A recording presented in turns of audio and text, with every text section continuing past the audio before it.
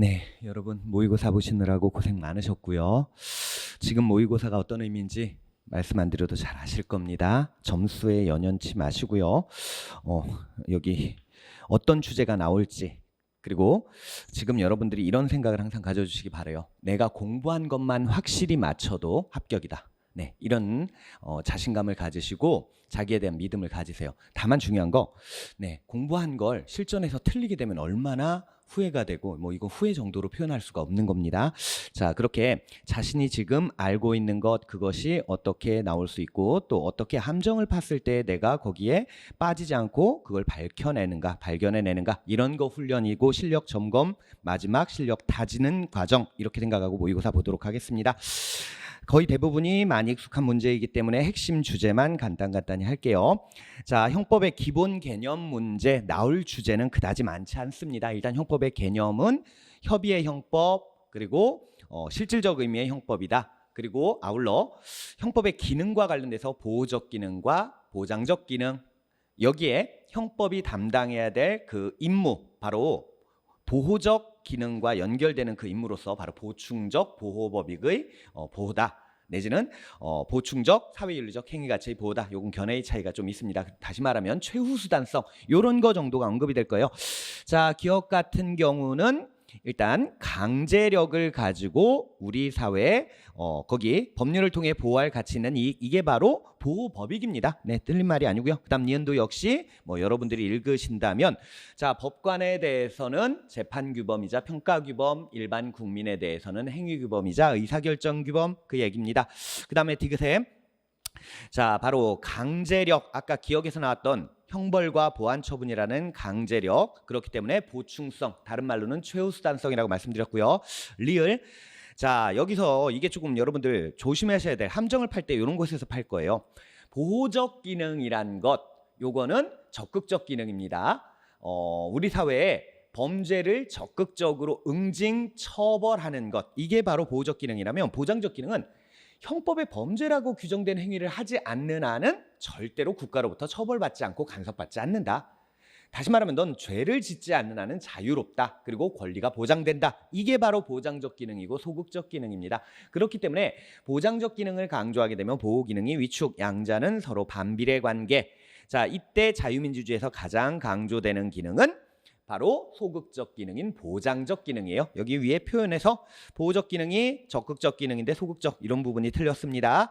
자, 그다음에 협의의 형법은 형법전, 우리가 흔히 형법 몇 조다 할 때 그게 협의의 형법 맞아요. 근데 법률 없으면 범죄 없고 형벌 없다, 이른바 죄형법정주의 격언, 여기서 말하는 법률, 그때는 바로 실질적 의미의 형법입니다. 뭐가 범죄로 규정되어 있는지, 그리고 어떤 처벌을 받는지가 규정된 모든 법률을 바로 실질적 형법이라고 부른다. 자, 그래서 리을만 틀렸고요. 그 다음 2번, 죄형 법정주의는 정말 꼭 나오는 주제다. 다 알고 계실 겁니다. 자, 1번 판례는 너무 익숙한 거기 때문에 아무리 행정법규래도 우리 형사처벌과 연관이 돼 있다면 바로 형법처럼 엄격한 해석 당연히 맞고요. 이번에, 자, 특별법 얘기가 나오지만 총칙에서는, 총론 문제에서는 특별법도 당연히 나온다고 했어요. 특히 죄형법정지는 이거밖에는 낼 것이 별로 많지가 않기 때문에 바로 뭐냐면 상위법인 법률에 대략의 내용을 정한 뒤에 그 구체적 세부 내용, 경품과 관련된, 다시 말해서 허용되는 것, 그리고 제공 방법, 이런 것들을 하위 법령에다가 위임한 것, 이거 포괄적 위임 입법이 아니다. 다시 말하면 죄형법정지에 반하지 않는다고 했는데 반한다고 해서 2번이 사실은 잘못됐습니다. 이런 판례는 자꾸 읽어보셔야 돼요. 자, 3번 같은 경우도 여러분들이 아마 기출문제 같은 거 푸실 때 많이 보셨을 거예요.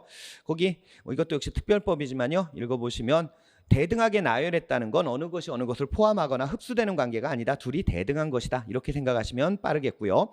4번이 여러분들 그 형법 체계가 조금 이게 복잡해서 이런 것이 보기가 나오면 이게 뭔 소리야 해석하는데 오래 걸릴 수 있어요. 그런데 그냥 맥락으로 쫙 푸셔야 돼요.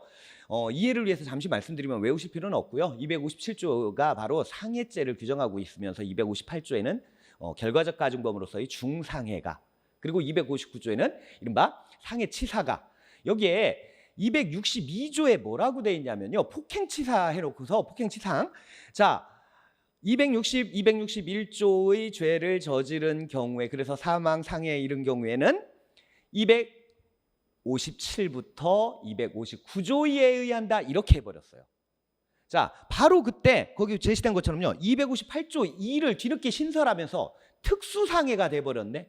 자, 그러면 아까 자 260에서 261의 죄를 저질러서 사람을 상해에 이르게 한다면 257부터 259를 적용해서 처벌한다 이렇게 돼 있는데 중간에 258에 이 특수상해가 하나 신설이 되면서 이제는 특수상해로도 처벌할 수 있게 됐다 요겁니다. 그래서 대법원이요 폭행으로 인하여서 결과적 가중범이 된 경우에 특수상해로는 처벌할 수 없다 이렇게 천명을 한 사례입니다. 자, 이것은 죄형법정주의 거기 위반으로 제1항에 따라 처벌할 수 있다고 하는 것은 죄형법정주에 반한다. 다시 말하면 특수상해로 처벌할 수 없다. 이 결론 맞게 설명되고 있는 겁니다. 자, 그다음에 3번 적용 범위와 관련돼서 자 범죄 의사가 외부적으로 표출되는 것, 자 요것과 관련된 그 공모 공동정범 뭐 이거는 앞부분은 여러분들 뭐 현혹시키는 것이고요. 결국 공모 공동정범에서 공모지도 바로 우리 지역이라면 우리 형법을 적용해서 처벌할 수 있다는 판례 태도입니다. 답은 1번이고요. 나머지 보기는 너무 익숙한 것일 거예요. 2번 같은 경우 국제법의 태도가 뭐 아주 오래됐습니다. 오래전에 바뀌었어요. 이제 외교관저의 공간도 그 외교관저 소속 국가가 아니라 그것이 소재하고 있는 국가 거기의 영토가 된 겁니다. 그러니까 베이징에 있는 대한민국의 외교관저라면 그거는 더 이상 우리의 영역이라고 보질 않고 중국의 영역이다. 베이징에 있다면 베이징 중국의 영역이다. 이렇게 여러분들 이해하시면서 보신다면 너무 당연한 것이 되겠습니다. 자, 그 다음에 4번으로 넘어갈게요. 거기 구속요건적 착오입니다. 이건 뭐 여러분들 익숙해서 더 이상 해석이 필요 없을 정도가 되셔야 돼요. 거기 보시면 독약을 놔뒀으나 친구가 이걸 마셨다. 우리가 항상 흔히 던졌는데 쐈는데 빗나갔다만 생각하시는데 여기에 바로 객체를 잘못한 건 아니잖아요. 방법의 착오입니다. 방법의 착오. 이른바 다른 말로는 타격의 착오. 그럼 방법의 착오는 추상적 부합설이나 판례 태도인 법정적 부합설은 결론을 같이 해요. 그러나 구체적 부합설만 결론이 다르죠. 거기 구체적 부합설과 법정적 부합설 모두 살인죄 기수가 인정된다? 아니요. 구체적 부합설은 인식한 것의 미수와 발생한 결과의 과실의 상상경으로 보죠. 그래서 기억 틀렸고요. 그 다음 니은에 착각, 바로 갑은 객체의 착오입니다. 자, 그러면 객체의 착오 요거는 똑같은 살인과 살인 구체적 사실의 착오 중 객체의 착오는 어느 견해에 의하든지 기수가 인정이 되죠. 자, 그래서 틀렸고요. 그 다음 디귿에 살해하려고 했으나 어두워서 오인했다. 자, 이것도 역시 그럼 객체의 착오입니다. 객체의 착오는 바로 법정적 부합설, 우리 판례의 태도가 법정적 부합설인데 객체의 착오는 어느 견해에 의하든지 전부 다 살인의 기수가 인정된다. 죄송합니다. 저도 빨리 읽다 보니까 이거 그거 아니에요. 디귿 이렇게 풀어야 돼요. 자, 친구를 살해하려고 했는데 장모, 특별히 중한죄가 됨을 인식하지 못한 바로 15조 제1항 이게 곧바로 적용돼야 됩니다. 우리가 아는 그 학설로 푸는 것이 아니라 법조문 15조 1항 그대로 풀어가지고 요 경우에 바로 보통의 살인죄로 처벌된다. 다만 판례와 학설이 다릅니다. 판례는 여러분들 기억하셔야 돼요. 성립은 존속살해죄가 성립하나 단서를 적용해서 처벌만 보통살인 이렇게 봅니다. 그러나 통설의 견해는 자 15조가 말하는 것 요거 그리고 뭐 그 우리가 33조 요것을 해석할 때 자 요 경우 통설과 같은 경우는 네, 뭐 하여튼 15조가 그대로 적용돼서 보통살인죄로 처벌이 됩니다. 자, 그다음 리얼 제가 중간에 그 공범과 신분 그건 뒤에 다시 나오는데 여기선 공범 문제가 아니기 때문에 그건 나중에 뒷부분의 문제에서 설명드릴게요. 자, 갑이 살인 고의로 A의 머리를 내리쳤다. 자, 이것은 인과가정의 착오로도 이해할 수가 있고요. 개괄적 고의로도 이해할 수 있지만 결론은 둘 다 똑같아요. 뭐냐면 판례의 태도인 개괄적 고의로 가더라도 어쨌든 요 경우는 바로 전체적으로 봐서 살인의 고의가 인정된다. 그래가지고 고의 기수가 인정이 됩니다. 근데 인과가정의 착오를 보더라도 이 경우는 바로 비본질적 착오에 해당하기 때문에 결국 기수가 인정되는 건 똑같습니다. 그 다음 5번. 자, 이거는 최근 유형에서 과실범 또는 부작위범 신분범 이런 것들이 계속 출제되고 있으니까 여러분들이 연습을 해보셔야 됩니다. 자, 일단 이것을 제가 다루고 싶은 주제들이 너무 많아서 그냥 하나로 묶음으로 이렇게 했는데요. 일반 교통방해죄 총칙 문제에서 더 많이 나온다고 했습니다. 추상적 위헌법 맞고요. 그래서 현실적으로 발생할 필요까지는 없다. 제대로 돼 있고요. 그다음 2번에 자, 신분을 가진 자만이 주체가 되는 것, 이것은 바로 진정신분범이죠. 자, 진정신분범인데 지금 여러분들 낚기 위해서 여러 가지 제시했네요. 그런데 공문서 위조죄는 공무원이 아닌 자도 저지를 수 있는 비신분범입니다. 이건 누구나 저지를 수 있는 거예요. 나머지는 전부 다 진정신분범 맞습니다. 그런데 공문서 위조죄 이거 하나 때문에 틀리게 된 아주 어렵게 함정을 판 것입니다. 답은 2번을 골라주셨어야 돼요. 자, 그다음 6번 문제입니다. 위법성 조각사유. 자, 위법성 조각사유가 최근에 기본적으로는 무조건 나오고요. 몇 문제가 나오느냐에 따라 달라져요. 그거 항상 준비를 하셔야 됩니다. 참고로 올 1차 같은 경우는 아시는 분도 계시겠지만요. 잘 안 나오던 자구행위가 아예 한 주제로 나와버렸어요. 그런 것도 여러분들 대비하셔야 됩니다. 자, 기억에 피해자로부터 먼저 폭행 협박을 당하다가 칼로 찔러 즉사했다. 자, 그렇다면 한도를 넘어선 것으로 용인될 수 없다고 판단될 때 그때는 바로 과잉방위조차 성립시킬 수가 없다. 자, 사회적으로 용인된 한계를 넘어선다면 정당방위 당연히 안 될 뿐 아니라 과잉방위조차 안 된다라는 것 익숙하게 기억을 하셔야 됩니다. 옛날 김진광 김보은 사건 아시죠? 네, 그것도 바로 이런 취지였습니다. 그다음 니은에 현역 군인 그리고 정치 사찰 폭로할 명분으로 이탈한, 자, 이거 아주 유명한 사례고요. 뭐 여러분들 다 익히 아실 겁니다. 이건 정당이나 정당방위 둘 다 인정이 안 된다. 자, 그다음 노동조합의 전체적인 맥락을 다 봐야지 어떤 특정 부분 한 가지만 보고 전체를 평가하지 말아라 하는 취지의 판례입니다. 그래서 거기 폭력행위 일부가 했다고 해서 전체적으로 그 노동자의 쟁의행위 전체가 다 위법하게 되는 것 아니다. 적절한 설명이고요. 그 다음 리을 선거비용 지출과 관련돼서 회계 책임자, 어쨌든 회계 책임자만이 지출 권한이 있어요. 그걸 지출 권한이 없는 후보자가 했다는 것, 네, 요건 위법성 조각이 되지 않는다. 그러니까 여기서 또 법리를 여러분 아셔야 되는 게 사후 승낙은 인정되지 않습니다. 그거 여러분들 생각하셔야 되고요. 그다음 마지막에 거기 미음. 자, 징계권 적정한 행사, 이거 여러 차례 기본적으로 반드시 무고죄 알고 계셔야 되는 겁니다. 무고죄는 기본보호법익이 국가적 법익에 관한 범죄에 규정을 해 있어요. 바로 국가사법권이 기본보호법익. 거기에 부차적 보호법익이 바로 무고한 개인이 처벌받지 않도록 하는 이익. 요게 부차적 법이니까, 그러니까 둘 다 보호법익인 건 맞아요. 그러나 주된 보호법익은 국가적 법익이다. 그래서 교사 자기 무고를 해달라고 교사한 경우에도 처벌을 할 수 있도록 하고 있는 겁니다. 자, 어쨌든 9번, 6번에 그래서 기억만 틀린 것이 됩니다. 그렇게 최종 고르셨어야 되고요. 그 다음 7번에 역시 위법성 조각사유, 제가 몇 문제, 두 문제에서 세 문제까지도 최대 나올 수 있다고 말씀드렸습니다. 자, 방위 상황은 있지만 방위 의사가 없이 한 거, 이걸 뭐라고 하죠? 우연방위입니다. 우연방위.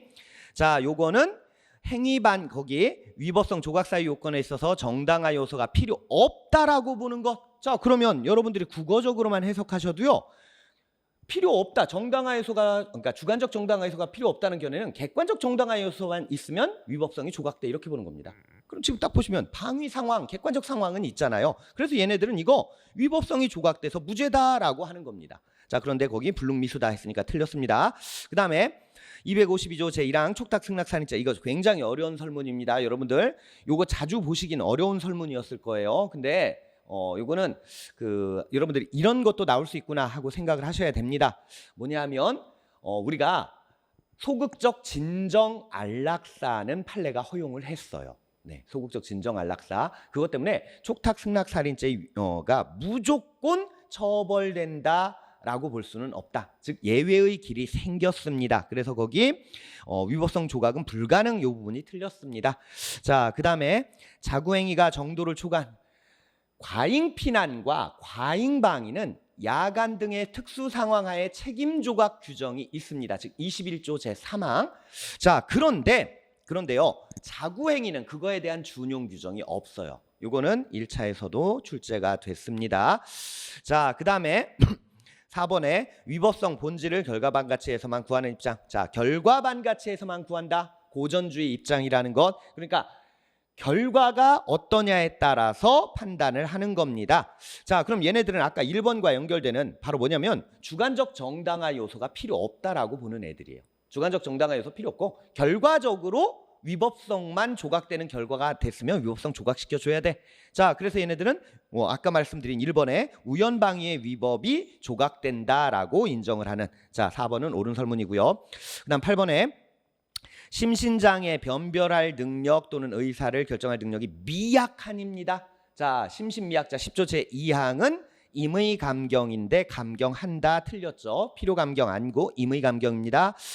이거 언어 및 청각 장애인과 구별하셔야 돼요. 둘 다 한정 책임 능력자인 건 똑같습니다. 둘 다 한정 책임 능력자이지만 언어 및 청각 장애인은 바로 필요적 감경. 그러나 여기 심신미약은 임의적 감경입니다. 그다음 니은은 형소법에서도 많이 다루는 판례죠. 이것은 여러 가지를 종합적으로 그리고 법원이 독자적으로. 자, 니은과 관련돼서는 이런 심신장애에 관련된 문제가 제기된다면 감정을 위촉해야 되는 건 의무입니다. 법원의 의무예요. 그러나 그 전문인의 감정 결과에 구속될 필요는 없다가 우리 대법원의 태도입니다. 다시 말하면 규범적 판단의 대상, 또 다른 표현으로는 결국엔 법률적 판단, 우리 형소법에서 자주 나오는 것은 이른바 자유심증의 대상, 이렇게 보고 있다는 겁니다. 같이 기억을 해두세요. 자, 그 다음에 디귿의 원자행. 자, 원자행은요 10조 1항과 2항을 적용하지 않는다. 이것만 결론을 머릿속에 생각하시면 절대로 현혹될 이유가 없어요. 그러니까 위험 발생을 예견하고도 그걸 야기한 거, 그러니까 제가 예를 들어서 약을 스스로 취하게 한다든지 술에 취하게 해서 범죄를 저지르는 거, 고의뿐 아니라 과실로 야기한 경우까지 전부 다 결국에 원자행이 인정된다면 책임 능력자와 똑같이 처벌된다는 겁니다. 다시 말해서 10조 1항과 2항 적용이 안 된다는 거. 그런데 여기 원자행에서 원인 설정 행위에서 근거를 찾는 것. 자, 원인 설정 행위 뭡니까? 아까 제가 예를 든 것처럼 스스로 술에 취하게 한다든지 약에 취하게 하는 것에서 이른바 가벌성의 근거, 비난의 근거를 거기서 본다. 요겁니다. 그럼 얘네들은요 책임과 행위의 동시존재. 자, 술만 마시는 것으로 비난의 대상이 된다? 아니, 구속요건적 행위를 실행도 안 했는데 이런 비판을 받아요. 그런데 그래서 거기 책임 능력과 행위의 동시존재의 원칙, 방금 전 제가 말씀드린 거 원인 설정 행위에서 비난을 찾는 이러한 입장, 이른바 구속요건 모델설, 학설 이름은 안 나온다고 말씀을 드렸습니다. 자, 요 견해는요, 아니 구속요건적 행위를 하지도 않았는데 무슨 놈의 그게 비난의 대상이 돼? 하고 비판을 받지만 그럼에도 불구하고 본인들 스스로 이상한 줄 알면서도 이런 논리를 펴는 이유가 바로 그겁니다. 뭐냐면 책임형법은 철칙이었거든요. 그동안 책임이 없이는 처벌 못한다. 아니 근데 술에 취해서, 즉 책임 능력이 없는 상태에서도 범죄를 저지르면 범죄로 처벌하겠다. 이게 원자행위잖아요. 아니 책임 능력 없는 자의 행위를 처벌해? 이거 좀 문제가 있지 않아? 여기에 대해서 스스로 위험 발생을 예견하면서 스스로 취하게 책임 능력 없게 만든 이게 비난의 대상이라, 이게 책임의 대상이야 라고 주장을 하는 거예요. 그래서 이들은 행위와 책임의 동시에 존재 원칙, 바로 책임형법의 철칙을 유지하려고 아까 말한 것처럼, 아니 술 마시는 게 범죄 행위의 실행 착수는 아니잖아. 근데 왜 그걸 책임의 본질로 봐야 돼? 하는 비난을 받음에도 불구하고 결국 지가 범죄 저지를 거 예상하면서도 술 마신 자체가 비난의 대상이야. 바로 책임과 그러니까 형벌의 동시 존재, 요걸 고집하려고 바로 구속요건 모델설이 등장하고 있는 겁니다. 그럼 여기에 바로 필연적 연결성설, 학설 이름은 중요하지 않고요. 구속요건적 행위 실행을 했을 때가 참된 비난의 대상인데, 어차피 스스로 원인 설정을 한 것 자체와 그대로 연결되지 않냐, 이렇게 생각을 하는 이론과 서로 반대의 장단점이 있다. 이렇게 보시면 되겠습니다.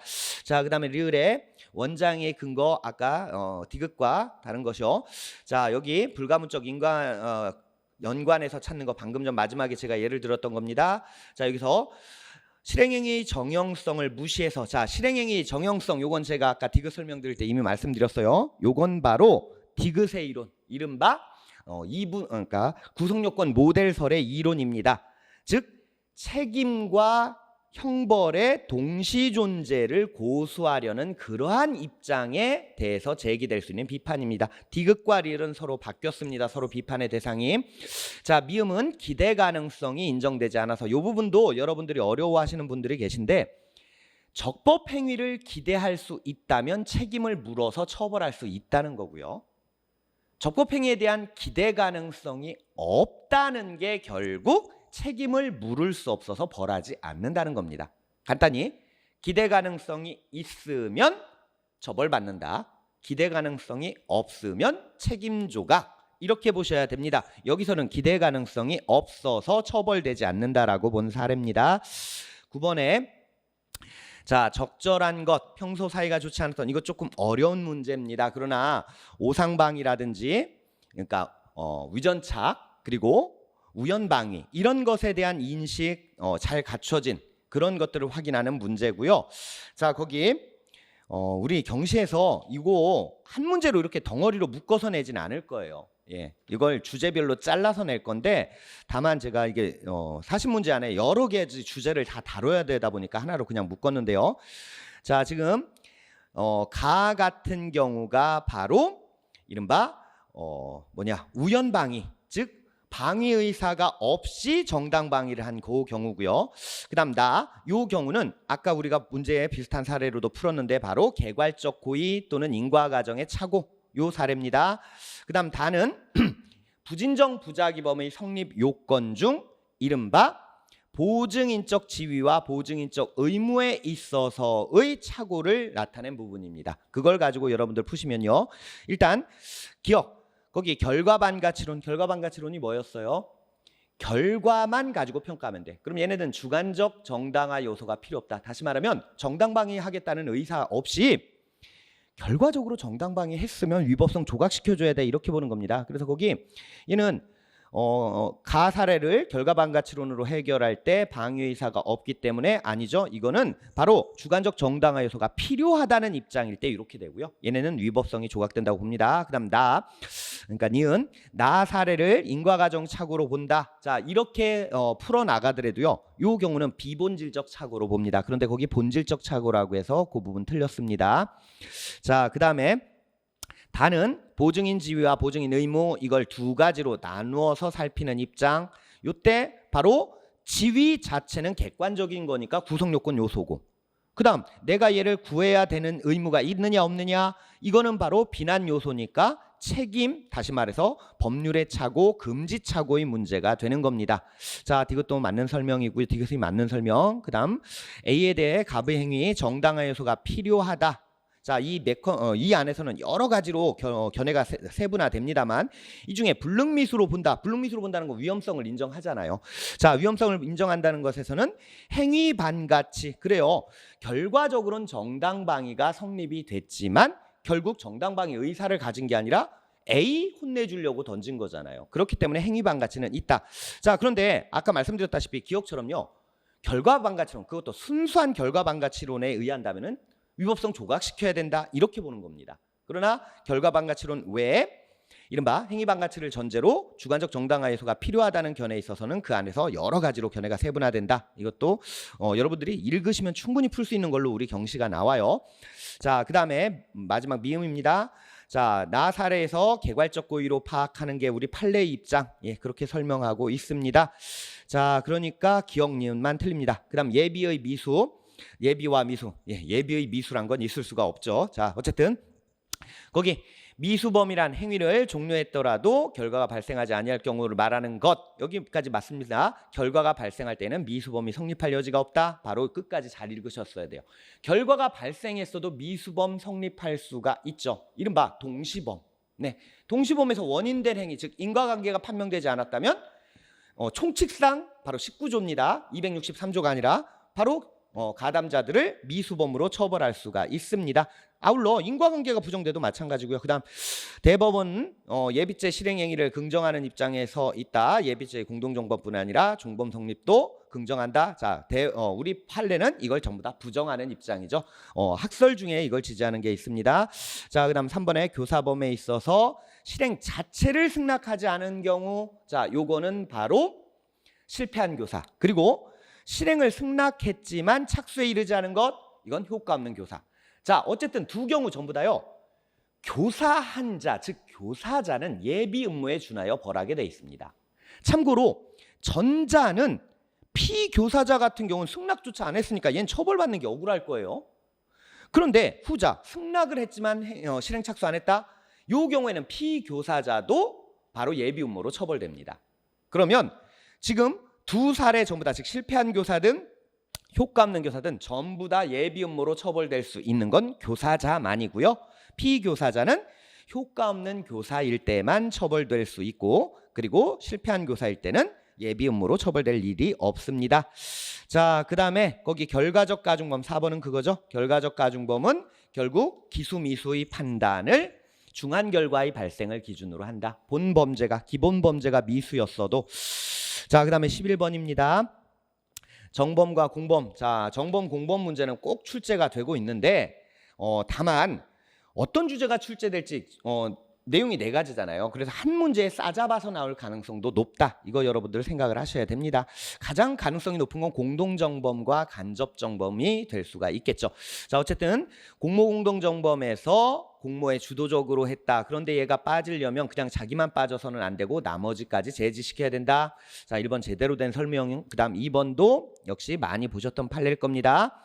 자, 교사범 성립. 자, 거기 당시에 꼭 승낙을 안 했다고 해도 교사 이후에 그걸 계기로 승낙했다면 교사범 성립에 영향이 없다는 판례의 태도. 그 다음 3번도 자, 거기 범죄행위 결과를 발생한 자 교사 방조에 의해서 처벌한다. 뭐 이건 전부 다 익숙하신 건데 4번이 조금 여러분들이 함정을 빠질 수가 있어요. 책임무능력자를 이용한 사례.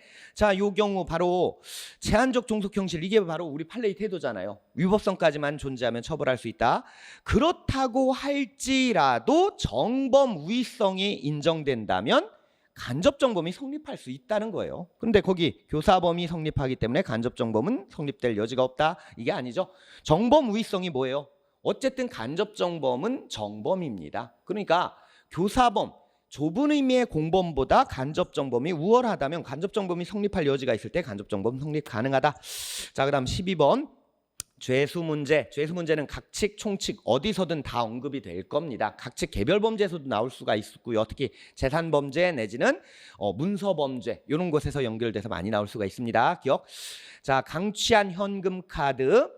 자, 강취는 강도짓이죠. 현금집께서 인출한 경우 별도로 절도죄. 자, 현금은 무조건 절도죄. 여러분들 이렇게 생각하시고요. 기억 맞습니다. 조심하셔야 될 거. 이걸 갈취라고 했다면 이 예금 인출은 별도의 죄가 되질 않죠. 갈취는 상대방의 처분 행위가 있는 이른바 공갈이기 때문에 그거 여러분들 공부해 두시고요. 그 다음 니은 보이스피싱입니다. 자, 사기로 인해서 요건 여러분들이 두 가지로 항상 생각을 하셔야 돼요. 뭐냐면 사기범이 자기 계좌로 이체된 돈을 빼내는 건 사기죄로 얻은 재물을 쓰는 불가불적인 사후행위지만 사기죄의 공범이 아닌, 즉 대포통장에 그냥 아무것도 모르는 명의자라면 보관자 지위가 인정돼서 돌려줘야 됩니다. 근데 안 돌려주고 썼다? 횡령죄가 됩니다. 니은은 거기 사기범 자체는 횡령죄가 되지 않죠. 사기죄가 아닌 자가 횡령죄가 됩니다. 그래서 니은 틀렸고요. 그 다음에 음주운전과 그리고 도로교통법 위반 위험운전 치사상과 음주운전, 요것은 실체적 경합. 요건 이렇게 보셔야 됩니다. 기본적으로 운전대를 잡는 순간 음주운전은 행위예요. 그걸로 기수가 돼버려요. 그 다음 쭉 몰고 가다 사고 쾅, 에이 그건 별개의 행위다, 요겁니다. 다시 술 먹고 운전대 잡는 것, 이미 음주운전 기수 행위 하나. 그리고 가다가 사고 땅, 자, 요거에 바로 실경 맞습니다. 자, 그 다음 리을.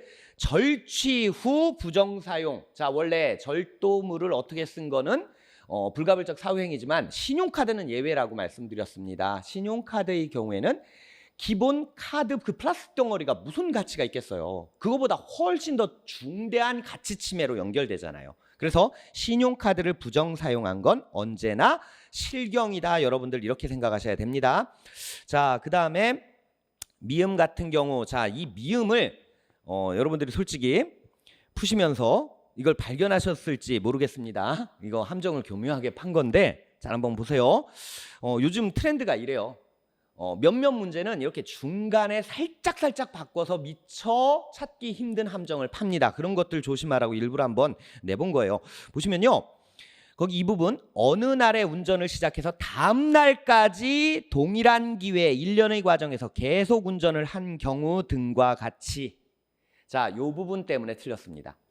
자, 요 경우는 특별한 경우라 걔는 제외하고, 나머지의 경우는 무면허 운전을 한 날마다 범죄 하나씩, 이게 바로 대법원의 태도예요. 다시, 음주운전 한 날짜 수대로 범죄 한 개씩, 그리고 당연히 실경이 되겠죠. 근데 날짜대로 한 개씩 실경이라 할지라도요, 예외가 있다. 즉, 애가 월요일 날 밤 늦은 시간에 운전을 시작해서 화요일 날 새벽까지 운전을 했다. 요거는 그럼 날짜 바뀌었으니까 역시 무면허 운전 2개 실경, 이게 아니라 그거는 한 번에 이어진 거라서 그냥 하나로 봐주는 특별한 경우로 봤어요. 그래서 우리 판례의 태도는요, 사실 요 부분이 다음 날까지 동일한 기회 1년의 과정에서 계속 운전을 한 경우 등을 제외하고는 이라고 됐습니다. 근데 등과 같이 다 한 날 하나 이렇게 된다면 문장 전체가요, 자, 어느 날 운전 시작해서 다음 날까지 운전한 것도 날짜별로 하나씩, 이런 결론이 돼요. 그 부분 때문에 요거 틀렸습니다. 그래서 옳은 건 2개. 자, 그다음 유예제도입니다. 자, 유예제도도 역시 여러 가지가 있지만 하나로 싸잡아서 나올 가능성이 높아요. 선고, 집행유예, 그리고 거기에 추가로 가석방까지. 자, 1번에 보시면요, 반대로 돼 있습니다. 집행유예는 벌금의 상한선 규정이 500만 원으로 돼 있지만 선고유예는 돼 있지가 않죠. 그런데 서로 바꿔서 말하고 있습니다. 그 다음에 자, 거기 니은 같은 경우 집행유예의 효력 상실이 될 경우, 이 경우는 고의범으로 법조문이 제한하고 있어요. 이건 여러분들이 법 규정을 기억하신다면 판례 문제가 아닙니다. 법조문 문제고요. 법조문 몇 개 안 되니까 여기 유예제도는 꼭 확인하시고 들어가시기 바라겠습니다. 그 다음 디귿, 집행유예 선고받은 뒤에 바로 집행유예 결격 사유가 발각이 됐다. 그러면 선고를 취소할 수 있고요. 그 다음에 이건 법조문입니다. 역시 자, 선고유예 또는 집행유예를 선고하는 경우 보호관찰, 사회봉사. 자, 리을도 교묘하게 함정 팠어요. 선고유예는 보호관찰만 가능합니다. 집행유예는 3가지 다 가능. 이 부분 때문에 틀렸고요. 그 다음에 거기 가석방제도입니다. 미음은 여러분들이 읽어보시면 아, 틀린 말이 없구나. 여러 법조문을 지금 하나의 보기에 짜깁기 해놨구나 라고 아실 수 있는 겁니다. 자, 이제 본격적으로 각칙 문제입니다. 생명과 신체에 관한 죄. 자, 흉기 기타 위험물. 자, 요거는 사용을 굳이 안 해도 휴대만 하면 되고요. 그 다음 상대방, 즉 피해자가 저 녀석이 그걸 지니고 있어 인식할 필요를 요하잖아요. 그러나 행위자 본인은 인식할 필요가 있으면 됩니다. 그것만 여러분들이 이해하신다면 당연히 1번은 쉽게 골라내실 수 있을 것 같고요. 그 다음에 친자관계와 같이 좀비속. 자, 이거는 민법을 적용하죠. 우리 형법이.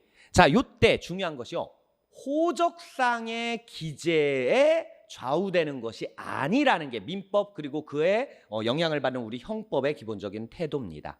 다시 말하면 호적상에 누가 누구의 친자, 친부로 기재돼 있다 해도 사실적으로 그렇지 않다면 이거 인정 안 해. 이게 우리 바로 판례의 태도다, 요겁니다. 자, 바로 그것 때문에 대표적인 경우가 그거잖아요.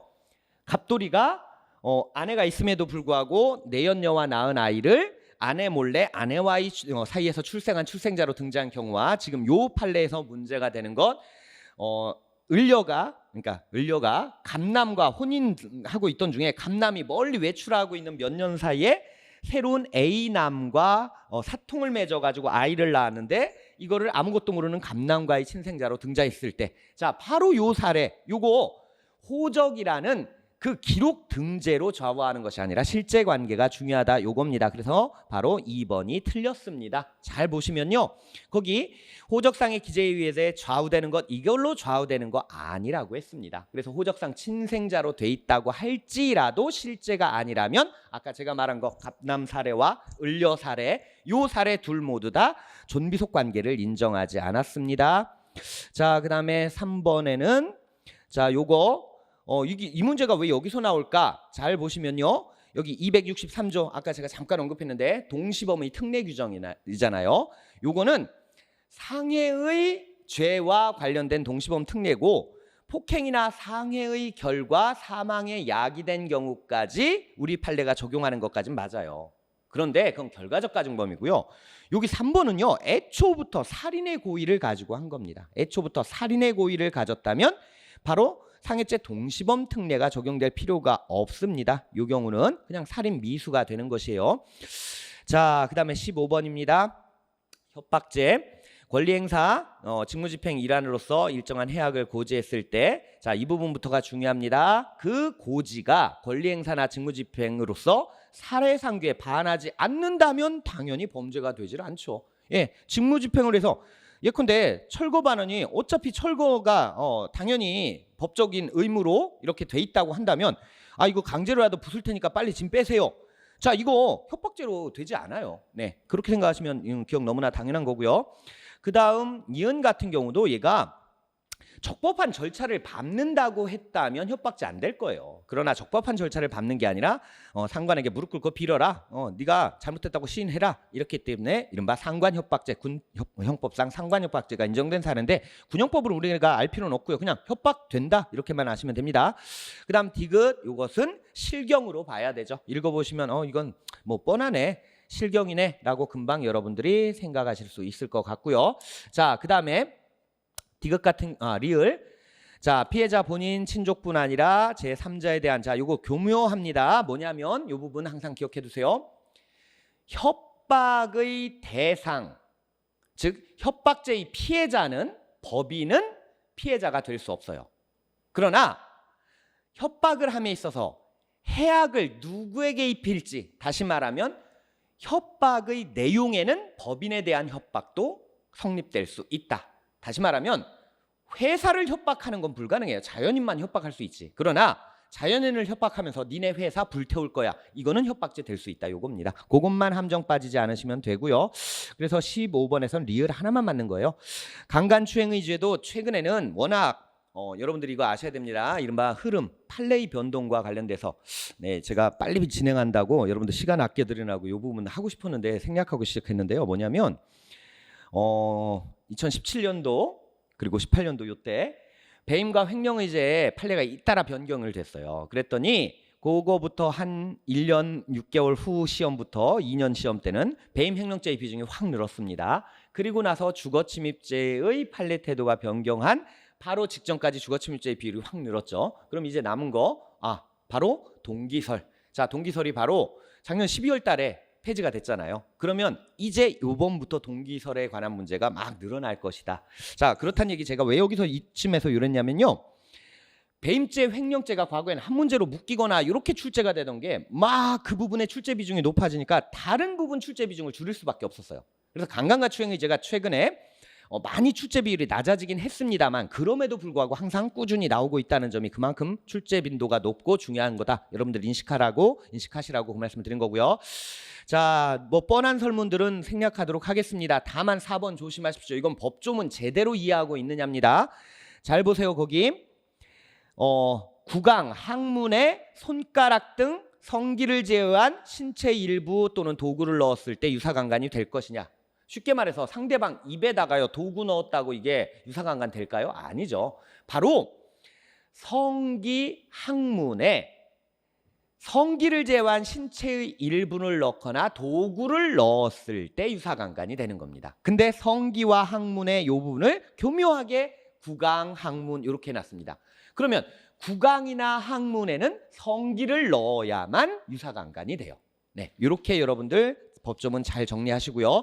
그 다음에 17번 명예에 관한 제도 최근에 무조건 나오고 있다. 여러분들 이렇게 생각하셔야 됩니다. 모욕죄든 명예훼손죄든 그리고 형소법에서 당연히 소추정권 때문에도 어차피 중요합니다.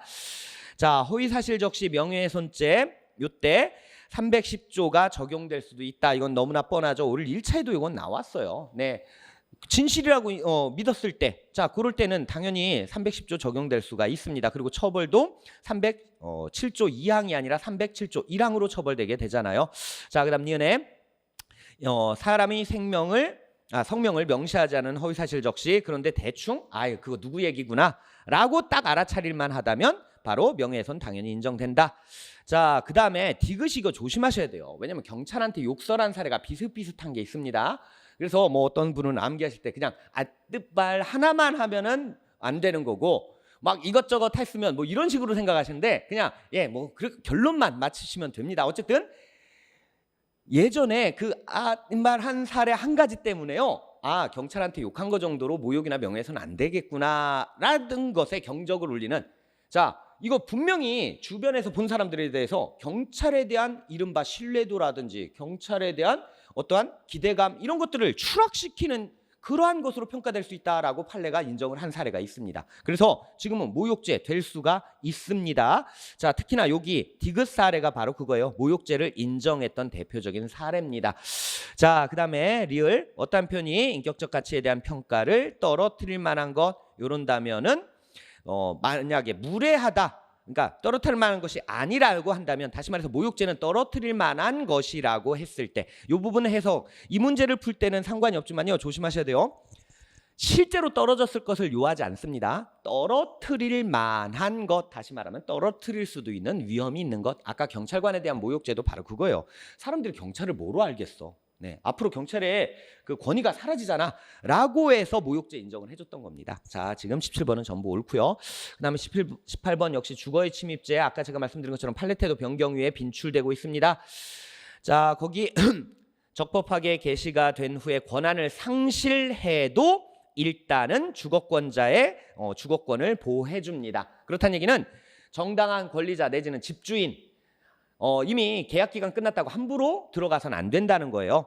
정당한 법적 절차를 밟아서 자신의 권리를 찾아야 된다라는 거 생각하시면서, 자, 그다음에 이번에도요, 거기에 공동생활을 영위하던 집 일부를 챙겨 나왔다. 이거 여러 차례 빈출이 됐습니다. 이거 나온 사례 이후에 이게 공동 주거권자, 공동 거주권자끼리는 일정 부분 감수할 필요가 있어. 이때 어느 한쪽을 일방적으로 못 들어오게 했을 때 얘도 주거권자인데 걔도 당연히 들어와야지. 그때 물리력을 행사한 거, 이게 별도의 범죄가 되면 잠깐 제껴두고 주거 침입은 일단 안 돼. 그래서 이때 어머니와 같이 들어간 것까지 어머니가 공동정범도 될 리가 없어. 왜? 얘 자체가 바로 주거 침입죄가 안 되는데, 갑이 주거 침입죄가 인정 안 되는데, 이렇게 본 겁니다. 그 다음에 야간에 절취하기 위해서, 자, 요 경우도요 바로 지금 주거 침입죄인데 왜 이게 나오지? 여러분들 머릿속에 주거 침입죄가 행위태양으로 아예 규정돼 있는 대표적인 제3범죄 세 가지, 바로 야주절, 그다음 야간 손괴 주거 침입 특수절도, 그리고 야간 주거 침입 강도, 이 세 가지입니다. 그럼 얘네 셋은요, 절도나 강도의 실행 착수 시점이 아니라 주거 침입의 실행 착수 시점이 전체 범죄의 실행 착수 시점이에요. 이때 그러면 야주절이든 아니면 야간 손괴 주거 침입 절도의 특수절도든 어쨌든 주거 침입의 실행 착수가 인정돼야 되는데, 가스배관 정도라면은 현실적으로 위험을 초래할 만한 침입 행위에 해당되지 않는다 해서 실행 착수를 인정하지 않았습니다. 근데 한 단계 더 넘어가서 배관 타고 올라갔어요. 근데 유리창문을, 출입할 수 있는 유리창문을 흔들어 봤다? 이거는 실행 착수 인정됩니다. 그거 둘 구별하셔야 되고요. 그 다음에 거기 4번이 이른바 과거 초원복집 사례를 주거침입죄의 판례가 뒤집으면서 이제는 다수인이 출입이 허용된 것이라고 한다면 주거침입죄의 객체가 되지 않는다라고 본 겁니다. 그런데 마지막 성립한다, 이 부분 틀렸어요. 자, 그다음 재산범죄 부분입니다. 재산범죄의 중요성은 더 강조 안 해드려도 되겠죠. 몇 문제 나오느냐의 문제인 겁니다. 자, 일단 그래서 저 같은 경우도 재산범죄를 가능한 한 다 다루고 싶긴 한데 올 1차예요. 참고로 손괴, 잘 안 나오던 손괴, 권리행사 방해, 요게 나왔습니다. 자, 그렇다는 얘기는 이번에도 또 그게 나올까? 대신에 작물죄 아니면 뭐 경계침범 요런 것들 한번 또 대신에 나올 수가 있어. 요런 것도 예측을 해볼 수가 있어. 어쨌든 재산범죄는 모든 주제를 다 공부하셔야 됩니다. 자, 채무자가 소비대차 등 거기 타인의 사무로 일단 채무자는 인정하지 않는 것, 기본적으로 이렇게 생각하십시오. 그래서 배임이든 횡령이든 채무자는 원칙적으로 해당 사항이 없다, 이렇게 생각하신다면 여러분들이 문제 푸는 데 크게 도움이 될 겁니다. 자, 그다음에 2번에 자, 상대방이 꼭 내용 파악을 못한다고 해도 사기죄의 본질이 그거잖아요. 상대방 기망해서 차고에 빠뜨리는 겁니다. 부지나 차고에 빠뜨리는 거. 그래서 거기 처분행위 의미나 내용을 인식하지 못해도 당연히 사기죄는 된다. 자, 그 다음은 3번에 횡령의 본질이 신임에 기초한 거다. 예, 당연한 거고요. 그래서 원칙적으로 보호할 만한 가치가 있는 신임에 의한 것으로 한정함이 타당하다. 당연히 이거 뭐 틀릴 바가 없습니다. 다만 이게 원칙이긴 한데 예외적으로 나쁜 놈 대 더 나쁜 놈의 관계, 그러니까 윤락 여성과 성매매 포주 사이에서는 이게 보호가치, 그래도 나쁜 놈 대 더 나쁜 놈이기 때문에 더 나쁜 놈으로부터 요건 보호가치가 있어 라고 예외적으로 인정해 준 판례, 그것도 같이 기억을 해 두시고요. 그 다음에 4번은요, 요거 거기 보시면 준강도는요 절도가 강도가 돼야 돼요. 절도가 강도가 되는 것. 그런데 절도의 객체는 재물이지 재산상 이익은 해당 사항 없습니다. 자, 이건 다 기본적으로 알고 계시리라 믿습니다. 절도는 오로지 재물만 객체, 사기나 공갈은, 그리고 강도는 재물뿐 아니라 재산상 이익도 객체. 이렇게 여러분들 생각하실 때 이거 술값 안 내려고 한 거지 뭔가를 어떻게 뜯어가려고 한 게 아닌 거예요. 그래서 공갈이나 강도 자체가 될 수 있는 상황이라면 모르겠지만 술값 안 내려고 이런 것, 요거는 준강도는 절대 안 됩니다. 왜? 준강도는 금방 말한 것처럼 절도가 강도가 돼야 돼요. 이건 절도의 객체조차 되지 않는 재산상 이익일 뿐입니다. 소극적 재산상 이익, 요것도 기억해 두시고요. 자, 20번까지 풀고 잠시 쉬도록 할게요. 재산범죄와 관련돼서 역시 하나로 싸잡아 봤습니다. 자, 이거 자동차와 관련된 것, 요거 이렇게 생각하시라고 말씀드렸어요. 우리 형법에서는요, 민법과 다르게 취급하는 것이 몇 가지가 있다. 그 중에 하나도 여기 재산범죄인데 뭐냐면 등록이 필요한 경우에는 민법에서는 등록 명의자에게 권한을 일단적으로 인정을 해요.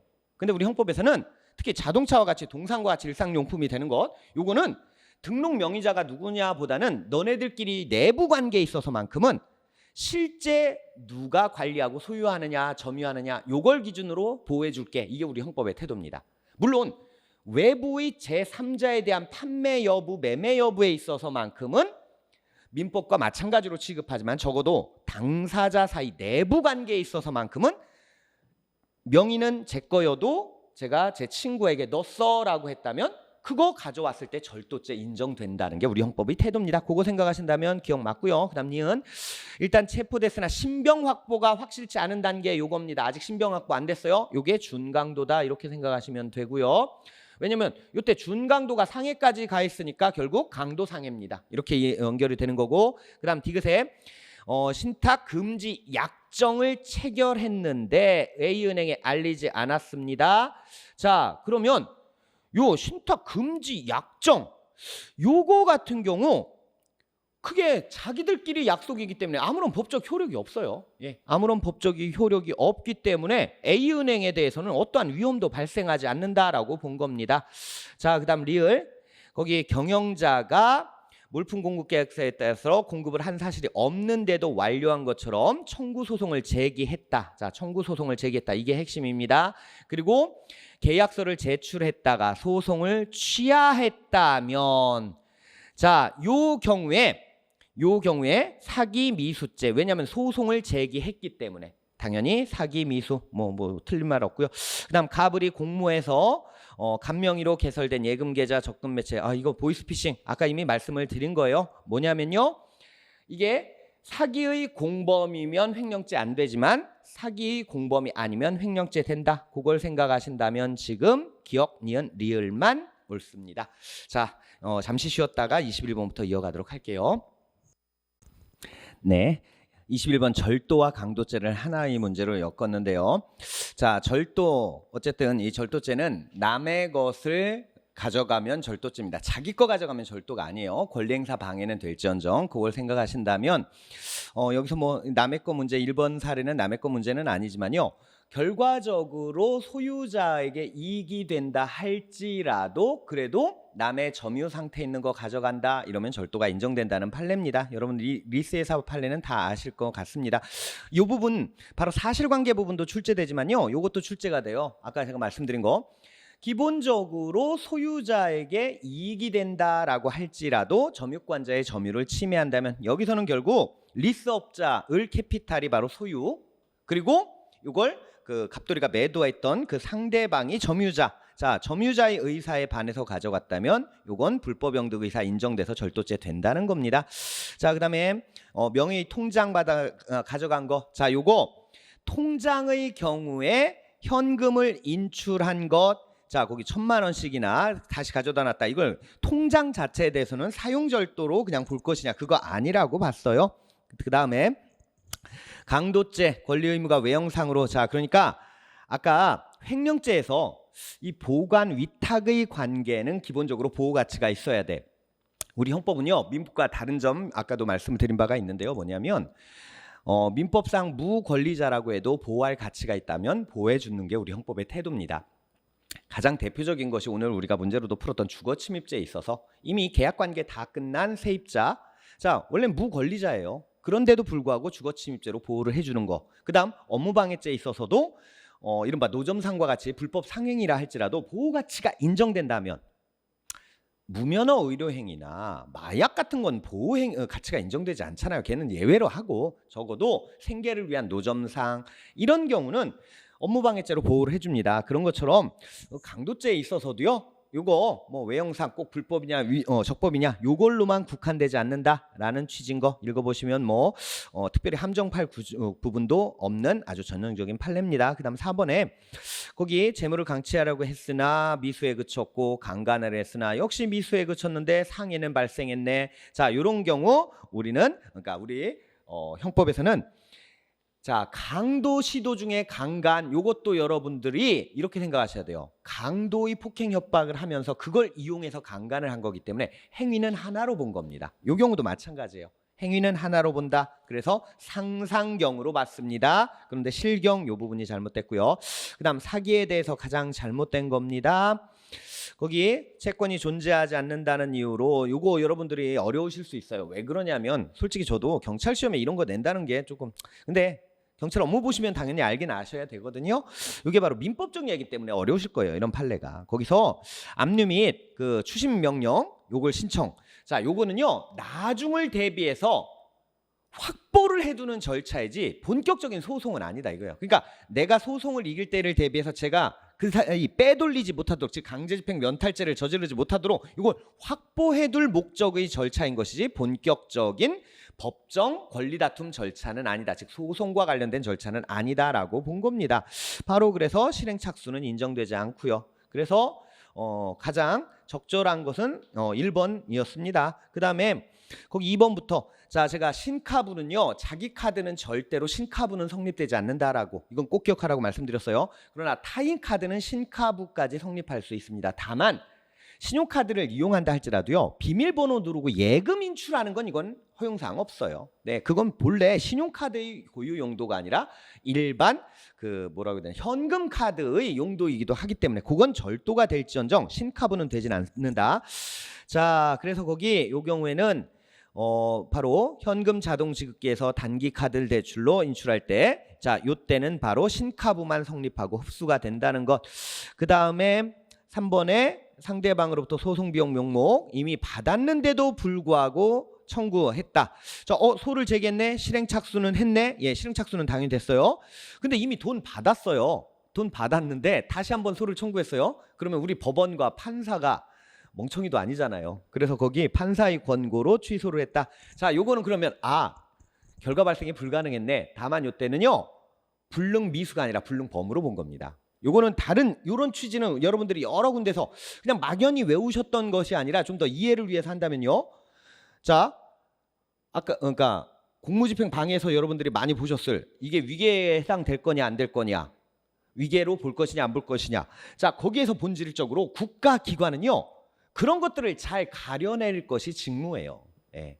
그러니까 애들이 허위 서류 냈다고 덥석 속는다.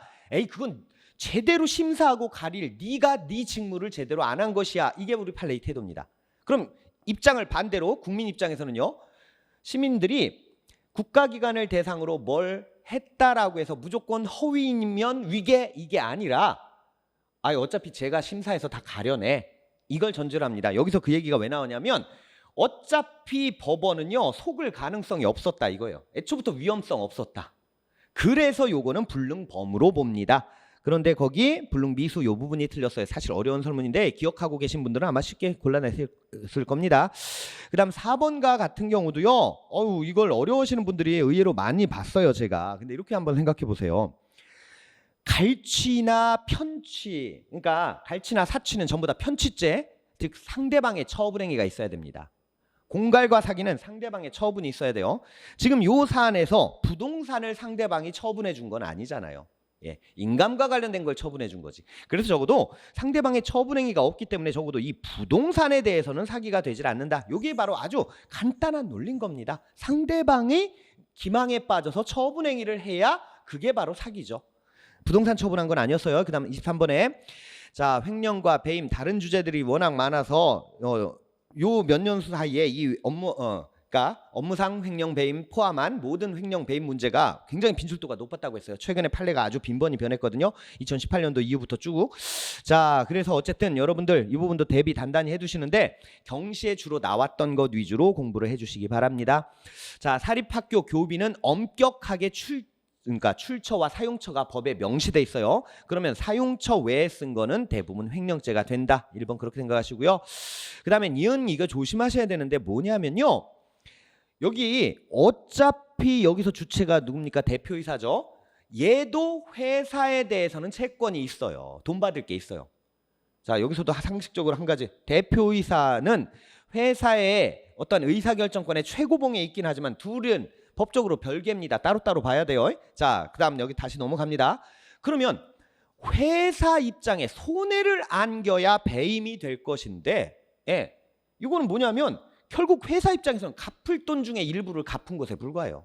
예, 갚을 돈 중에 일부를 갚았기 때문에 어떠한 손해 내지는 손해 위험조차 발생한 적이 없다라고 해서 배임이든 횡령이든 될 수가 없다라고 본 겁니다. 이거 불법 영득이사 자체를 인정 안 했어요.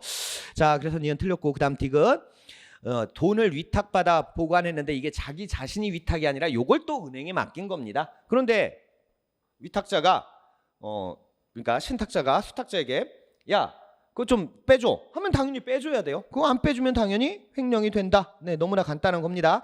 요거 좀 예를 바꿔가지고요. 그렇다면 은행의 간부, 얘는 어떨 것이냐? 은행의 간부는요 그냥 사무처리, 그러니까 이러면 또 헷갈리실 수 있네. 예, 그게 돈 예금자들의 예금을 입금받아 가지고 그걸 돌리는 일이지 특별히 이 사람에 대해서 타인의 사무를 관리하는 자의 지위까지 있지는 않다. 요거 구별해서 여러분들 기억을 해두시기 바랍니다. 요 경우는 신탁자가 수탁자한테 맡긴 걸 이 수탁자가 은행에 맡겼을 때 요 수탁자한테 야, 내 돈 좀 빼줘 했는데 안 빼주는 경우고요.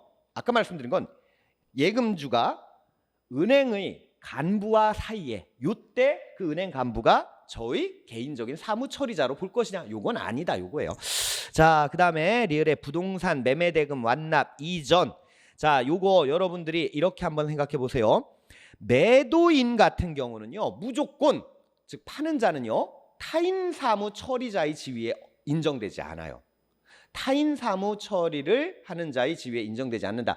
다만 이중매매, 특히 부동산의 이중매매만 우리 판례가 별개로 취급합니다. 그 점만 여러분들이 유념하시면서, 그럼 여기 이 판례에서는 자, 매매대금 완납 전에 목적물을 담보로 해서 금전을 빌렸다. 다시 말하면 이게 담보채권입니다. 양도담보채권.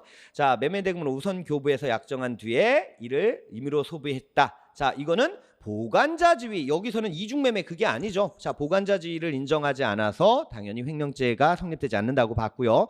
미음도 꽤 오래됐습니다만 이미 몇 년 됐어요. 판례의 태도가 바뀌었습니다. 바로 뭐냐면 양도담보로 자동차 제공한 경우 요때 실제로 회사의 위험을 초래한 사실이 인정된다 할지라도 배임죄 되지는 않는다. 왜냐하면 사무처리자로 볼 수 없다는 게 우리 판례의 태도입니다.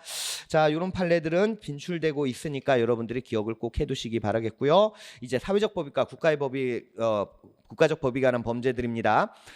올 1차 이게 무려 5문제나 나왔어요. 네, 그게 조금 뭐라고 해야 되나? 약간 비판의 소지가 있긴 했었는데 어쨌든 4문제, 3문제 요 사이에선 꾸준히 나올 수 있으니까 여러분들 대비를 하셔야 됩니다. 자, 문서에 관한 죄 중에 주민등록증. 자, 공문서 같은 경우는요. 원래 용도에 맞는 용도로 쓸 것, 그리고 권리 없는 자가 쓸 것, 요것이에요. 근데 원래 주민등록증은 신분을, 즉 자신의 신분을 증명하는 용도로 써야 되는데 다른 용도로 쓴 거면은 해당 사항이 없죠. 그래서 거기 주민등록증을 가족인 것처럼, 이게 바로 휴대전화 가입 사건이지 않습니까? 바로 그거는 부정행사죄가 되지는 않는다. 근데 성립한다 했으니까 틀렸고요. 자, 거기 공무원 아닌 갑이 허위 증명원을 제출했기 때문에 그걸 믿고서 공무원이 허위 증명원 내용과 같은 증명서를 발급해줬다. 그렇다고 한다면 처벌받지 아니하는 자를 의사지배해서 조종해서 한 그 갑돌이는 결국에는 간접정범이 되는가? 이거 요 문제가 아닌 겁니다. 33조 문제예요. 그렇게 보시면 너무 쉽습니다. 33조 신분 때문에 성립하는 범죄, 즉 신분범에 있어서는 간접정범 적용되지 않죠. 인정되지 않습니다. 그거 생각하신다면 2번 틀린 거 쉽게 고를 수 있고요. 그 다음 3번에 자, 스캔 작업 통해서 만들어낸 자격증 이미지 파일 여기까지로 일단은요. 이거 화면에 현출한 건 요거는 문서가 당연히 아니다. 왜냐면 문서는 오래 보관할 수 있는데 이런 건 문서 아니다. 요겁니다. 그래서 거기 고정되어 계속성이 있다고 볼 수는 있을지 몰라도 그러한 형태는 시각적 방법에 의해 이해할 수 있는 것이 아니기 때문에 이는 문서에 해당하지 않는다라고 우리 판례가 보고 있는 것입니다. 자, 그 다음에 사문서 위조, 명의자가 진정으로 작성한, 그러니까 3번이 옳은 설명 유일하게 하나네요.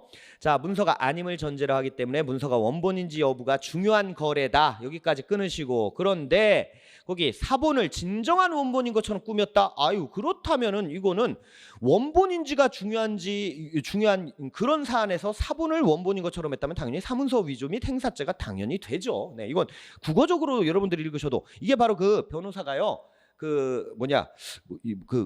왜 생각이 안 나지 갑자기?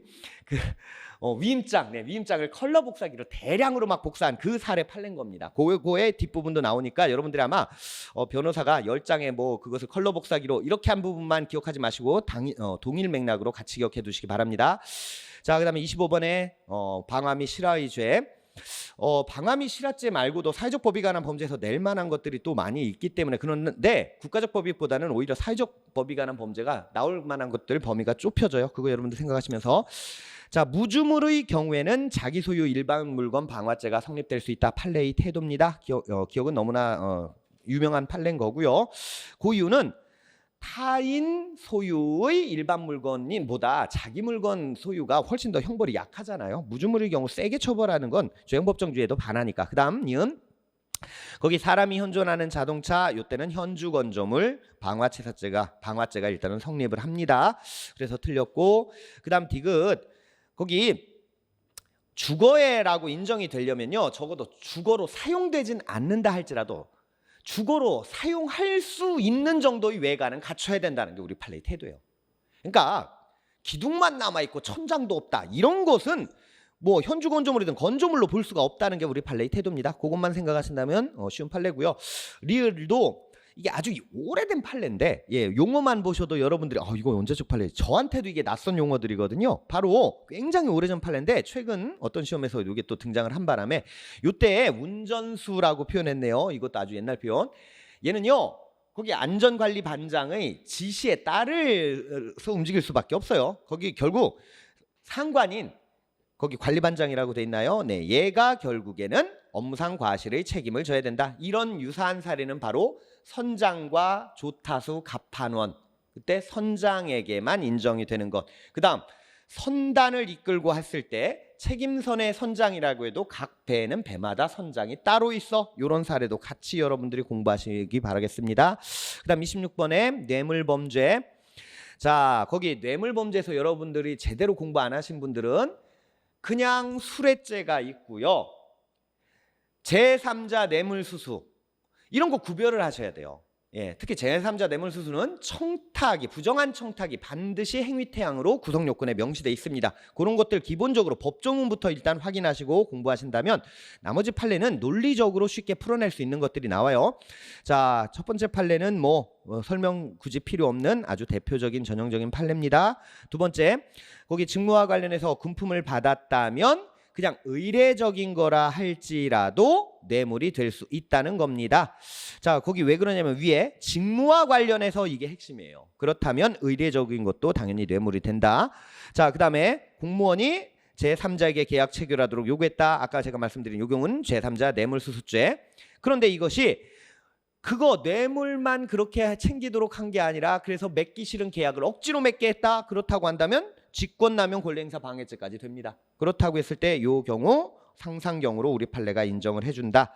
자, 그다음 4번에 보시면 제3자 뇌물수수죄에서 제3자라는 건 행위자와 공동정범까지만 제3가 요때에는 제3자가 될 수 없죠. 왜냐하면 행위자와 공동정범은 제3자가 되지 않습니다. 그래서 거기 행위자와 공동정범 이외에 교사자, 방조자까지도 제3자로 봐요. 그런데 여기 지금 교묘하게 그 판례의 태도를 뭐라고 바꿨냐면 행위자, 공동정범, 교사자 이외의 사람 이렇게 했네요. 자, 교사자부터 제3자로 보는 겁니다. 교사자부터 제3자. 이건 말장난 자주 파는 거니까 여러분들이 함정 빠지지 않도록. 공동정범까지는 한 몸덩어리지만 교사 방조는 제3자 뇌물수수죄의 제3자 돼. 그래서 처벌받을 수 있어. 이렇게 생각하시면 됩니다. 자, 그다음 27번 공무방해입니다. 자, 공집방 적법한 공무집행이 전제되는 것이 원칙이다. 자, 그건 더 기억은 너무나 전형적인 판례. 그다음 니은은 우리 형소법 문제에서 여러분들이 더 많이 보셨을 거예요. 형법에서도 출제가 되긴 하지만요. 여기 상대적으로 공집방에 있어서 너무나 출제될 판례가 많아서 얘는 오히려 형소법에서 많이 봤을 겁니다. 자, 경지법상의 불신 검문의 적법성 여부는 종합적으로 다 봐야 돼. 특히나 신분증 제시 안 해도 상대방이 경찰인지 알고 이런 것들, 그건 이 주제가 아니니까.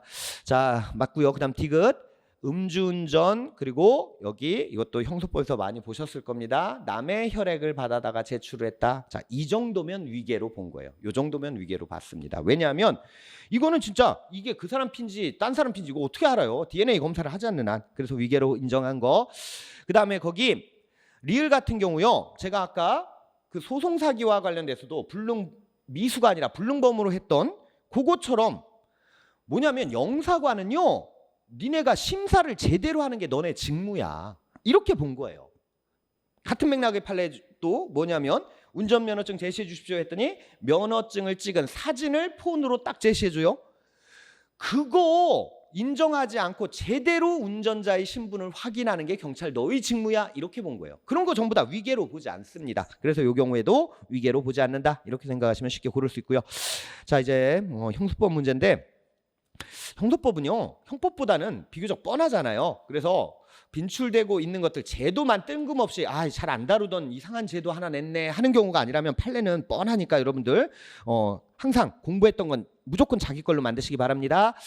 자, 고소의 방법입니다. 27번 기억은요. 이때 자, 일반인이 어떻게 수사관입니까? 거기 범죄자가 누군지까지 적시할 필요는 없습니다. 그 부분 틀렸습니다. 그 다음 니은에 자, 1심 판결 선고 전까지 취소 가능하고 한 번 취소하면 재고소 못하는 확정력 있다. 맞고요. 그래서 한 번 고소했다가 취소한 것을 수사하면 위법한 수사가 돼요. 왜냐? 친고죄에 있어서 친고죄는 고소가 소송 조건이기 때문에 공소제기 가능성도 없는 건 수사의 필요성이 없는 그러한 수사가 되고 그러면 수사의 필요성을 충족하지 못하는 수사는 위법한 수사다. 자, 그다음 디귿. 고소의 기간은 6개월이라고 돼 있는데 이때 법정 대리인의 경우에는 법정 대리인이 안 날로부터 6개월. 그리고 애가 고소 능력이 없었다가 뒤늦게 생겼다면 고소 능력이 생긴 때부터 6개월 이렇게 본다. 이거 생각하시면 쉬운 판례 당연한 거고요. 그다음 리을에 거기 의사 능력과 관련된 자, 고소 능력이든 반의사 불벌죄에서의 처벌 희망 내지는 처벌 불안의 의사 표현 또는 철회 등 이런 것들은 민법상 행위 능력과 또 다른 점이다. 아까 형법에서도 마찬가지로 민법과 다른 측면이 있었다고 했죠. 바로 뭐냐면 민법상 행위 능력까지 요구하지는 않습니다. 그런데 거기 있어야만 한다. 그리고 법정 대리인 동의까지 요구된다. 자, 이건 필요 없다고 봤어요. 우리 형법에서는 그냥 사리분별만 할 수 있고 그다음 고소로 인해 생길 수 있는 사회관계의 변동 정도만 이해할 수 있는 애라면 고소 능력 있어. 그리고 소송 능력이 있어라고 봅니다. 그다음 리을 공소사실에 대해 공범관계 있는 사람에 대해서 취소가 됐다면 피고인에 대해서도 미친다. 자, 친고죄 1인에 대한 고소의 내지는 고소의 취소는 고소 또는 고소의 취소는 전부에게 미친다가 주관적 불가문의 원칙. 그래서 기억 리을을 뺀 나머지가 답입니다. 자, 수사기관 문제는 제도 문제가 나올 수밖에 없기 때문에 이거는 반드시 여러분들이 법률 규정 기본적으로 암기가 돼 있어야 됩니다. 자, 1번은 뭐 더 설명할 필요는 없는데 여기서 중요한 것은 뭐냐면 영장에 대해서는 검사만 현재 청구권을 가지고 사경은 검사한테 신청, 그 뒤에 검사가 법원에 청구, 요 절차인데 동일한 사건을 수사했다? 이때 사경이 계속하려면 먼저 검사에게 영장 신청부터 하면 됩니다. 그러니까 검사가 법원에 영장 청구를 하기 전에 먼저 사경이 검사한테 영장 신청. 네, 요거 자주 뭐 여러분들이 꼭 아셔야 될 나올 가능성 높은 법조문이고요. 그 다음에 혐의가 있다고 2번에 인정되는 경우 서면과 함께 증거물을 이때는 사건을 송치해야 되는데 혐의가 있다고 하면 근데 그거 아닌 때죠. 그거가 아닌 때 다시 말하면 기소 의견으로 송치가 아닌 불송치의 경우입니다. 이럴 때 바로 증거물 관련 서류를 검사한테 송부. 자, 그럼 여기 이 문제와는 상관없지만 그 다음 단계 검사는 90일 이내에 서류를 반환하든지 아니면 재수사를 요청하든지 둘 중에 하나까지 그것도 같이 기억하셔야 되고요. 그 다음에 3번은 이게 왜 우리 경시에 나와야 되는지는 모르겠지만 사실 이게 특별 사법경찰이지 않습니까? 예, 특별사법경찰관리는 아직도 형사소송법 조문에 모든 사안에 대해서 검사의 지휘받도록 남아 있습니다. 아마 특별사법경찰관리는 이렇지만 우리는 안 그래 이걸 아시라고 자부심 가지라고 낼지도 모르겠네요. 자, 4번이 가장 잘못된 겁니다. 자, 그 다음에 여기 왜 그러냐면요, 불송치 그리고 법정 대리인에게 송치하지 않을 때 하고서 고소인과 고발인, 자 여기서 이의 신청에 고발인은 제외한다라고 아예 명시를 해버렸어요. 그건 법조문 여러분들이 공부하시고요. 그다음 30번 체포와 관련된 것. 긴급체포. 자, 긴급체포 후에 구속영장 청구 안 하고 석방했을 때는 동일한 사안으로 다시 긴급체포는 못하지만 영장체포는 얼마든지 됩니다. 그거 하신다면 기억 금방 해결되고요. 그 다음 30일 이내에 서면으로 법원에 통지. 자, 요걸 만약에 어겼다고 해서 긴급체포된 상황 하에서 모든 증거가 위수증이 되지는 않는다. 즉 소급표를 가지진 않는다. 자, 그 다음 디귿. 피해자가 범했다고 의심할 만한 정황이 있고 요 부분이 틀렸네요. 이게 여러분들이 빨리빨리 읽으면 이런 거 낚일 수 있어요. 최근 트렌드가 이렇다고 했습니다. 자, 수사의 개시나 압수수색 검증은 주관적 혐의로 충분해요. 그게 바로 의심할 만한 정황이 있고 요겁니다. 그러나 대인적 강제처분 즉 체포와 구속은 객관적 혐의여야 됩니다. 다시 말하면 상당한 이유가 이렇게 되었어야 돼요. 그런데 거기 의심할 만한 정황 요 부분이 틀렸습니다. 그 다음에 리을엠. 자, 이게 경미사건입니다. 경미사건에서 지금 주거가 불분명한 때에 한해서 체포할 수 있다. 이건 현행 범인에 있어서의 경미범죄예요. 그런데 뒤에 보시면 영장을 발부받아 영장 체포에 있어서 경미범죄의 특징은요, 주거 부정 말고 뭐가 또 있느냐? 출석 요구 불응까지 있어요. 그런데 거기 일정한 주거가 없는 즉 주거 부정에 한하여 요래서 틀렸습니다. 출석 요구 불응도 바로 경미범죄에서 영장 체포가 가능한 경우입니다. 답은 미음 한 가지밖에 없습니다. 자, 그다음 압세검입니다. 1번 사법경찰관이 영장에서 체포할 때 영장 없이 타인의 주거나 타인이 간수하는 가혹, 건조물 항공기 선차 안에서 피의자 수색이 허용된다. 자, 그런데 이 부분 바로 긴급한 사정이 있는 때, 긴급한 사정이 있는 때. 자, 요게 왜 이렇게 돼 있냐 하면요, 모든 체포와 구속 중에 영장에 의한 체포 그리고 영장에 의한 구속 요 둘의 경우에는 영장을 발부받기 어려운 긴급한 경우에만 피의자 수색을 위해서 남의 집 등을 뒤질 수 있어 라고 헌재가 불합치 결정을 내렸어요. 그래서 법조문을 바꾼 바람에 그런데 여기 긴급한 사정이 있는 때 이렇게 됐기 때문에 뭐 여러분들이 특별히 얘는 문제를 삼을 수가 없을 겁니다. 자, 그다음에 거기 검사는 죄송합니다. 문제를 삼을 수 없는 게 아니라 아예 뭐 정답을 제대로 설명을 했죠. 왜냐하면 영장에 의해서 체포 이렇게 되어 있습니다. 영장에 의해서 체포하거나 구속하는 경우에는 긴급한 사정이 있는 경우에 한해서만 영장 없이 주거 등을 수색할 수 있다. 그다음 이번에 사본을 확보한 경우 등 압수를 계속할 필요가 없다고 인정될 때는 거기 환부 또는 가한부 할 수 있다가 아니라 즉시 환부 또는 가한부 하여야 합니다. 이 부분 가지고 조금 함정 봤고요. 요건 여러분들이 환부 가한부 압수물 처리가 우리 경시에서 잘 안 나오긴 했거든요. 최근 몇 년간. 근데 혹시 몰라서 한번 공부 좀 해보셔라 라고 한번 제가 내봤고요. 조금 어렵게 냈습니다. 거기 2번이 일단 잘못됐습니다. 나머지는 뭐 익숙한 판례들이라 더 설명 없이 넘어가도록 할게요. 그 다음 32번 역시 전자정보도 너무 우리가 많이 본 거예요. 뻔한 판례들이 계속 나옵니다. 전자정보의 압수수색은 원래는 선별 그리고 현장에서 출력 복제해서 나오는 것이 원칙이다. 그러나 너무 방대한 것이기 때문에 예외적으로 하드 카핑, 이미지 카핑 등을 해서 사무실에서 분류할 수 있다. 이 정도. 자, 그러면 기억. 탐색, 복제, 출력을 완료한 경우 지체 없이 목록을 교부. 맞습니다. 그 다음 니은에 자, 정보 저장 매체 등에 기억된 전자정보 할 때는 소재지에서 불가능한 때는 원래는 소재지에서 하는 것이 원칙이지만 그것이 불가능하거나 현저히 어려울 때는 바로 전자정보 등을 복제해서 사무실로 와서 할 수 있다. 니은 맞고요. 그러면 여기 니은에서 그 뒷부분 이럴 경우에는 실제 압수수색이 이루어지는 장소는 사무실이기 때문에 그때에도 참여권을 통지하고 보장해야 된다. 자, 그 다음에 디귿 스마트폰 범죄입니다. 너무나 여러 사례들이 있죠. 에스컬레이터 촬영 사례도 있고 폰 2개 사례도 있고 너무나 많기 때문에 이런 경우 여러분들 한번 읽어보시면요.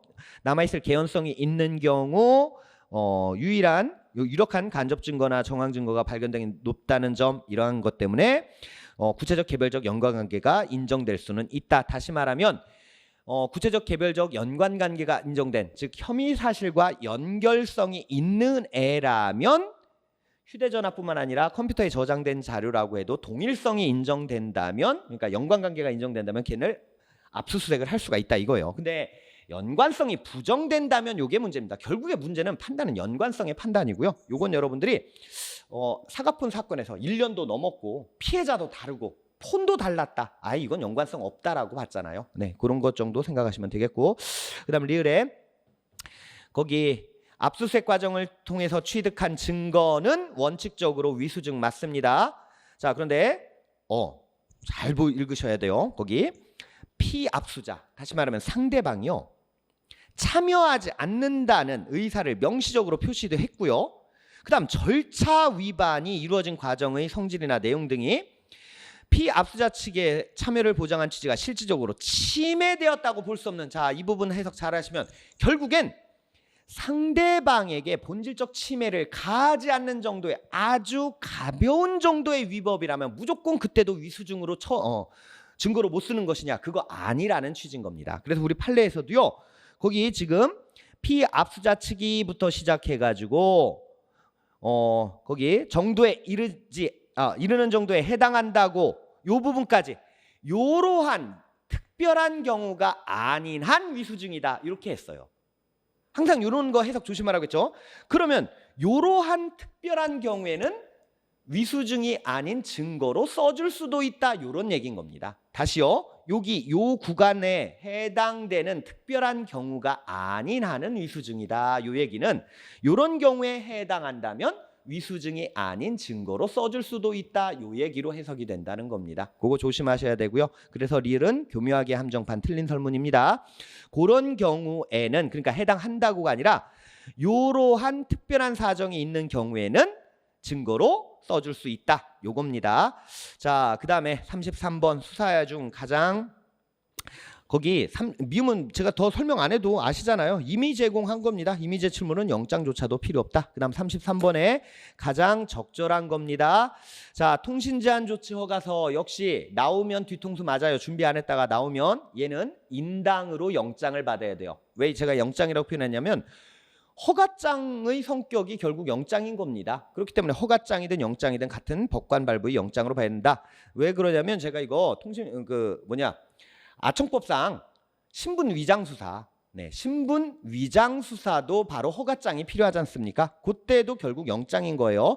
자, 그러면 결국 검사에게 신청해서 검사가 청구해서 허가장을 발부받아야 된다. 그다음 이번에 이거 교묘한 겁니다. 3개월이 아니라 2개월. 이런 건 암기를 하고 계셨어야 됩니다. 더 이상 설명은 생략.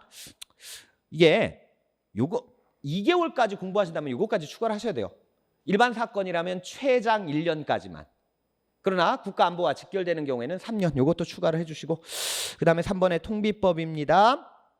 거기 긴급 통신 제한 조치 요 경우에 집행했다면 14일 이내에 선별해서 승인을 신청, 그리고 검사는 7일. 이거 만약에 검사가 주체가 돼서 제한 조치를 했다 그러면 검사 본인도 14일 이내에 법원에 승인을 청구. 요겁니다. 그러니까 무슨 말이냐면 최초 집행자는요, 선별해서 요청하는 데까지 14일을 줘요. 그러니까 잠시만 요거 여태까지 필기를 안 하다가 사경이 행했을 때는 14일에 검사에게 요청을 하고 검사가 법원에게 7일 이렇게 가는데, 애초부터 검사가 통신 제한 조치를 했다면 법원에 14일. 요 점이 다른 겁니다. 네. 그러니까 첫 번째는 무조건 14일이다 이렇게 보시면 된다고 요 말씀을 제가 그렇게 한 거예요. 자, 어쨌든 이것도 역시 제도 기간의 문제가 되겠습니다. 자, 그다음에 4번에 아청법상 디지털 성범죄 신분위장, 제가 방금 전에 말씀드렸습니다. 신분위장 수사는 허가장 받아야 돼요. 신분 비공개 수사는 상급 수사관서의 짱의 승인만 얻으면 되는데 바꿔서 했죠. 그 다음 34번에 자, 강간 피해자의 증언이 유일한 유죄의 증거다. 그러려면 여러 가지 사실을 뒷받침하고 요럴 때 죄송합니다. 맞네요, 그거. 네, 급할래. 자, 제가 시력이 워낙 안 좋아요. 합리성이 없고 모순돼서 믿을 수 없다고 할지라도 간접 증거, 정황 증거로는 쓸 수 있다. 자, 그다음에 니은 이게 바로 과학적 수사. 자, 과학적 수사를 결과물을 신뢰하려면, 과학적 검증의 결과를 신뢰하기 위해서는 인위적 개작 변작이 없어야 될 것, 그리고 그 일련의 조사 과정에 외부의 변인이 일제로 투입되지 않을 것, 그런 엄격한 과정을 다 요구합니다. 그래서 거기 보시면 막 중간 과정을 이렇게 해놓은 것도요, 봉인하지도 않았어요. 그럼 뭐가 섞여 들어갔을지 어떻게 아느냐, 요겁니다. 그래서 이런 것들 제대로 하지 않았기 때문에 결과를 함부로 믿을 수 없다는 게 우리 판례의 태도. 그 다음에 증거 능력 없는 증거. 자, 요거는요 여러분들 조심하셔야 돼요. 유죄 인정, 즉 혐의 인정에 직접 증거 못 쓰지만 탄핵 증거는 된다랑, 자, 증거 능력이 없는 증거가 구속 요건 사실을 입증하는 직접 증거 사용할 수 없다. 맞죠? 그런데 이걸 추인하게 하는 간접 사실, 이거 되지 않나? 그게 아니에요. 결국 유죄를 추인하게 하는 요걸로는 못 쓴다 이거예요. 상대방 주장의 증명력을 떨어뜨리는 탄핵 증거로는 쓸 수 있을지 몰라도 유죄와 연결되는 증거는 못 씁니다. 그런데 할 수 있다. 이 부분 틀렸고요. 그 다음 리을. 자, 요거는 왜 형법 얘기가 여기 나오지? 엄증 자증 묻느라고 그러잖아요. 그쵸? 다 아시죠? 뭐냐면 목적과 용도를 정해 놓았느냐 아니냐가 바로 횡령죄 성립에 있어서 키워드가 되는 거예요. 그럼 결국 목적과 용도를 정했느냐 아니냐는 범죄가 성립될지 말지를 결정하는 아주 중요한 요소이기 때문에 범죄 성립 형벌과 직결되는 건 무조건 엄증이어야 됩니다. 자, 그다음 목적범에 있어서 고의 외에 초주관적 구성요건 요소로서의 목적 역시 엄증으로 입증해야 되긴 하지만 주관적 구성요건 요소라서 요거는 행위자가 먼저 소명을 한다면 그것을 탄핵하는 방법으로도 가능하고, 아울러 그게 바로 양심범의 문제였습니다. 그러니까 양심적 병역 거부. 아울러 이런 목적범에 있어서의 목적은 여러 간접 사실로 증명하는 수밖에 없다. 이게 바로 법원의 태도입니다. 아니, 사람의 내면에 있는 걸 어떻게 직접 증거로 증명해요? 너무나 뻔한 거고요. 그다음 증거에 관해서 가장 잘못된 겁니다. 검사뿐 아니라 피의자, 피고인도 모두 할 수 있는 건 수사상 증거 보전이죠. 1번 맞습니다. 수사상 증인 신문은 검사만. 그다음 증거보전 처분에 관해서 판사의 허가를 받아서 증거보전은 열람 가능합니다. 왜냐? 법원이 보관합니다. 그러나 수사상 증인신문은 검찰청에 보관하고 열람 등사가 허용되지 않는다. 맞고요. 자, 비진술 증거로서의 압수물입니다. 그러니까 이건 전문 법칙이 적용될 여지가 없는 비진술 증거, 즉 이런 덩어리라고 생각하시면 돼요. 자, 얘는 압수 절차가 위법이라고 해도 문서처럼 막 변동될 염려가 적으니까 증거 능력이 인정된다. 자, 그렇다는 얘기는 위법으로 수집해도 증거로 쓸 수 있다. 맞아요? 말이 안 되죠. 3번이 틀렸습니다. 자, 4번은 뭐 많이 보신 걸 거예요. 이게 바로 적법한 절차와 방식을 거쳐야 되는데, 예, 요 경우 판사가 실수한 건 인정해. 그래서 이 영장 자체가 잘못된 위법한 영장인 건 맞지만요, 그걸 믿고 집행한 경찰의 증거까지 위법해지는 건 아니다. 법원은 스스로의 잘못을 인정을 했던 겁니다. 자, 그래서 증거로 써주고 받아들여 주겠다고 인정을 했던 거예요. 그 다음 36번. 현장에서 지문 채취, 자, 컵에 있는 지문을 먼저 채취를 했고요. 그 다음 컵을 위법하게 압수했다. 그러면 지문이 독수의 과실이냐? 그거 아니죠. 지문은 먼저 채취한 증거일 뿐인 겁니다. 그 얘기고요. 그 다음 니은. 자, 범죄될 사실에 공모가 매우 중요하다. 그렇죠. 공모를 했다면 얘도 싸잡아 처벌이 되지 않습니까? 그럼 요것도 당연히 엄증이 되어야 되겠죠. 그 다음 긴급 체포 시에 현장에서 압수한 물건 거기 발부받지 않았다면 즉시 반환해야 됩니다. 즉시 반환. 자, 이때 반환하지 않고 사후에 영장을 청구받았다고 해도 걔는 위법성이 사라지지가 않고요. 즉 여전히 위법한 증거고요. 위법한 증거는 동의의 대상도 안 됩니다. 자, 그러니까 거기 동의하는 경우에는 증거로, 자, 위수증은 동의의 대상도 안 되고 영구 퇴출. 그다음 리을. 거기 위드마크 공식 과학적 요겁니다. 자, 요거는 범죄의 성립에 직결되니까 당연히 엄증이었어야 되죠. 그다음 37번 문제입니다. 가장 잘못된 것, 항소심에서 진술과 다른 경우, 즉 자백이 왔다 갔다 한다. 그러면 법관은 어느 것을 믿을지 법관의 자유심증이다. 그겁니다. 그 다음에 이번은 뭐 더 설명 안 드려도 여러분들이 다 아시는 가장 많이 다뤘던 판례고요. 3번의 전문 법칙도 역시 3번은 그래도 워낙 중요한 거라서 한번 되짚을게요. 우리가 왜 311부터 316을 왜 따지냐면 여러분들이 항상 이거부터 생각하세요. 전문 증거는 원칙적으로 증거 안 쓰겠다는 게 전문 법칙이에요. 증거 안 쓰겠다. 그런데 예외적으로 311이나 316의 요건을 갖추면 예외적으로 유죄 인정의 증거론 써주겠다가 바로 전문 법칙인 겁니다. 그러면 그 311부터 316의 요건을 갖추지 못한 전문 증거는 유죄 인정의 증거는 못 쓰지만 탄핵 증거는 쓸 수 있는 거예요. 탄핵 증거론.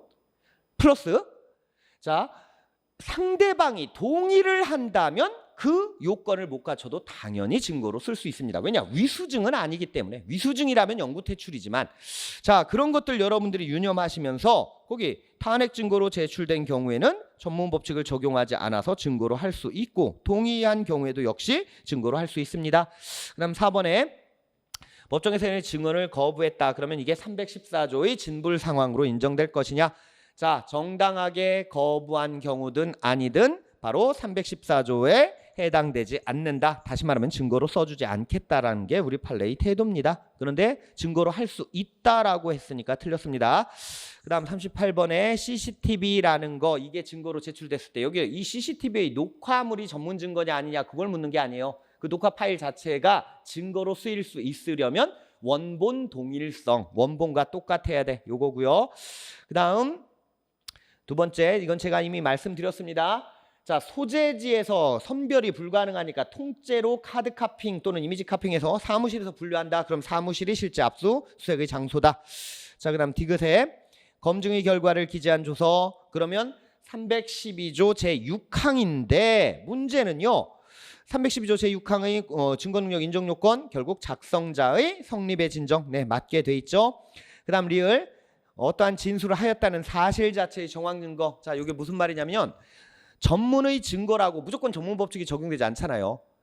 그러한 적이 있는지 사실의 전부가 요증 사실일 때는 전문 증거가 아니지만 내용의 진위, 사실의 진위 여부가 요증 사실일 때만 전문 증거. 그래서 결국 그걸 응용 버전인 사례인 겁니다. 뭐냐면 야, 이거 전문 증거 아니고 그냥 있었는지 없었는지만 쓰려는 정황 증거로 쓸 거야 해서 증거 능력 인정한 다음에 그 다음에 결국 그 파악하는 내용이 유죄 인정과 관련된다면 아유 결국 돌아서 왔지만 유죄 인정의 증거니까 즉 내용의 진위 여부에 대한 증거니까 전문 증거야 이런 취지인 겁니다. 그래서 전문 증거에 해당되는데 안 된다. 이 부분 틀렸고요. 미음에 자 남동생에게 보낸 문자 메시지입니다. 근데요 이게 직접 가해자가 피해자한테 받은 걸 찍은 사진 요거랑 헷갈리시면 안 돼요. 피해자가요 가해자로부터 들은 얘기 등을 포함해서 자기 남동생한테 이걸 문자로 보낸 겁니다. 그럼 이거는 313조 바로 피고인 아닌 자, 즉 피해자가 작성한 진술서에 해당하는 거죠. 예, 진술서. 그렇다고 한다면 성립의 진정을 부정할 때는 과학적인 방법으로 증명 그리고 반대 신문권이 보장 이러면 증거로 쓸 수 있다. 이걸로 넘어갑니다. 그래서 거기 피해자의 진술서 맞게 돼 있습니다. 그 다음 39번에 검사가 탄핵 증거로 신청한 체포 구속인 접견부. 자, 접견부 자체는 원래는 당연히 증거 능력 인정되는 서류에는 해당되지 않습니다. 315조 제3호에 보지는 않아요. 근데 거기 탄핵한다는 것, 그 피고인의 부인 진술을 탄핵한다는 것, 결국 이것은 뭐로 돌아가느냐? 자, 여러분들이 요거 39번은 잘못 읽으면 39번 요거 틀렸어라고 이렇게 함정 빠지기 쉽습니다. 왜냐하면 제가 아까 이런 말씀 드렸지 않습니까? 증거 능력 없는 전문 증거도 탄핵 증거로 쓸 수 있다. 그런데 우리가 이미 비슷한 거 한 가지를 봤어요. 뭐냐면 아까 38번의 리을처럼. 자, 이게 탄핵 증거도 탄핵 증거 나름이다 이겁니다. 탄핵 증거가 결국엔 그걸 탄핵함으로써 유죄와 직결되는 탄핵 증거라면 그 얘기예요. 거기 자 탄핵 증거로 신청한 접견부 사본 복사본입니다. 자 피고인이 부정한 진술을 탄핵한다는 것이기 때문에 결국 입증 책임이 있는 공소 사실 자체를 입증하기 위한 것에 불과하다. 이게 무슨 말이냐? 결국 검사가 유죄 입증을 하는 증거에 불과하다. 그러면 결국 전문 법칙이 돼야 되고요. 그리고 거기 318조 제2의 제1항 바로 요때 다투기 위한 탄핵 증거로 보아서는 안 되고 뭐로 봐야 되느냐? 전문 증거로 봐야 되고 그렇다고 한다면 요 경우에는 315조 제3호가 아닌 것이다. 뭐로 그럼 보겠습니까? 그거까지 우리 시험에는 안 나오는데 313조로 봐야 되는 거예요. 313조 수사 과정이 아닌 사적으로 작성한 서류로 봐야 되는 것. 자, 그다음에 이번에 공판조서의 기재가 명백한 오기라고 한다면 공판조서의 배타적 증명력이 부정되는 것이 아니라 자 명백한 오기가 인정된다는 건 명백한 사실을 알 수 있기 때문에 오기인 걸 우리가 알 수 있는 거거든요. 그러면 그때는 명백한 사실을 가지고 배타적 증명력을 인정한다. 이게 우리 판례의 태도입니다. 그래서 거기 절대적으로 부정된다가 아니라요. 명백한 오기인 때는 그 반대가 되는 명백한 사실로 배타적 증명력을 가진다. 이게 우리 판례의 태도입니다. 그래서 2번이 틀렸습니다. 나머지는 거기 4번과 같은 경우도 우리가 지겹게 한 대표적인 거잖아요. 그 녹음 파일의 특히 법원이 검증을 하는 녹음 파일도 어차피 내용의 진위를 따지는 거라면 전문 증거가 돼서 313조로 넘어가야 되고 결국 녹음 파일도 영상 파일도 마찬가지입니다. 예전에 우리가 서류를 기준으로 만들었던 그 전문 증거처럼 서류로 보는 거예요. 예. 그러니까 수사 과정에서 작성한 것 요것이 아닌 나머지는 전부 다 313조로 넘어간다 이렇게 생각하시면 되고요. 자, 마의 40번 문제입니다. 40번 문제들을 굉장히 어려워하시는데 요건 여러분들이 시간에 쫓기는 경우가 있을 수 있고요. 그다음 또 한 가지가 아무래도 복합 문제다라는 중압감이 있을 수 있습니다. 그러나 잘 생각해 보세요. 천천히 하나씩 생각하고 형법과 형소법 따로 분류해서 보기가 어차피 따로 나오거든요. 그럼 오히려 보통의 본문상의 즉 1번부터 39번 문제보다 오히려 쉬운 게 40번 문제예요. 더 어렵게 다룰 수가 없어요. 천천히만 잘 분할을 해보세요. 자, 지금 보시면요. 주간에 낮에 사촌형 집에 들어갔습니다. 사촌형 집에 들어갔다는 얘기는 따로 사는 친족입니다. 그럼 이거 우리 형법상 자, 동거하는 친족끼리는 형면제 사유인 친족상도례지만 동거하지 않는 친족 사이끼리는 어때요? 바로 친고죄, 소추조건상의 친족상도례죠. 자, 밤이 되어서 훔쳤습니다. 자, 그 다음에 자동차 운전면허증을 카메라로 촬영. 이거 아까 우리가 봤던 것 그거 아마 나올 거네요. 면허증 보여주십시오. 그거. 그 다음 친구에게 맡겼습니다. 친구가 바로 작물업자인 병과. 자, 그렇다면 기억. 갑의 귀중품 절취행위 야주절이 성립한다. 자, 야주절이든 야간 손괴 주거침입 특수절도든 야간 주거침입 강도든 전부 다 신분범으로 봅니다. 뭐냐면 야간에 주거에 침입한 애가 별도로 뭘 해야 성립하는 것이지 이 경우처럼 주간에 침입했다가 야간에 훔친 경우는 야주절이 아닌 겁니다. 그래서 기억 틀렸고요. 그 다음 그 형이 면제되는 사유가 아니라 왜 형이 면제되는 건 바로 동거하는 친족이었습니다. 자, 이거는 소추 조건으로서의 친고죄의 친족상도례라고 했고요. 그 다음 D급 사진 파일을 제시한 행위 공문서 부정행사죄 성립 안 된다고 말씀드렸죠. 사진 파일은 이거 우리 판례도 명시했어요. 너 이거 신분증 검사는 운전면허증을 검사하는 경찰이라면 제대로 된 신분증을 네가 확인하고 얘가 운전할 자격이 있는지 없는지 여부를 제대로 가렸어야 돼 라고 본 겁니다. 그 다음에 을에 대한 피해자 신문조서가 갑의 혐의 사실, 자 공범인 공동 피고인끼리는 무조건 해당 피고인의 내용 인정이 필수예요. 적냅니다. 그러면 뭐 성립의 진정 어쩌고 이런 얘기 나온다면 다 틀린 겁니다. 자 거기 그러면 을에 대한 신문조서가 갑의 사실을 입증하기 위해서는 갑이 내용 인정하는 경우에 하나요. 예, 요 경우에 증거로 할 수 있다. 네. 자, 요거 조금 제가 지금 함정에 빠진 것 같아요. 지금 제가 이거 좀 어려운데 내용 인정을 하는 경우에 하나요. 내용 인정? 수사 과정에서 작성된 을에 대한 피해자 신문조서. 이거 맞는 설문 같은데요. 네. 잠시만요. 제가 무슨 함정에 빠졌나? 제가 파놓고도 제가 뭘 어떻게 고쳤는지 요거를 지금 잘 찾지를 못하겠네요. 아, 예, 죄송. 제가 이거 문제를 제대로 안 제가 우리가 늘 풀었던 게 바로 뭐죠? 공범인 공동피고인입니다. 정말 죄송합니다. 네, 저처럼 이렇게 실전에서 헷갈리시면 안 돼요. 공범인 공동피고인인데 제가 여기서 여러분들 읽다가 대충 읽어서 그래요. 갑이 사촌형 물건 훔친 절도범이잖아요. 그 다음에 을은 친구지 않습니까? 자, 갑이 자기가 훔친 물건은 불가불적 사회행위잖아요. 그렇죠? 그러니까 요거 친구한테 팔아달라고 한 행위, 갑은 작물죄가 성립되지 않습니다. 갑은 작물죄가 성립되지 않고요.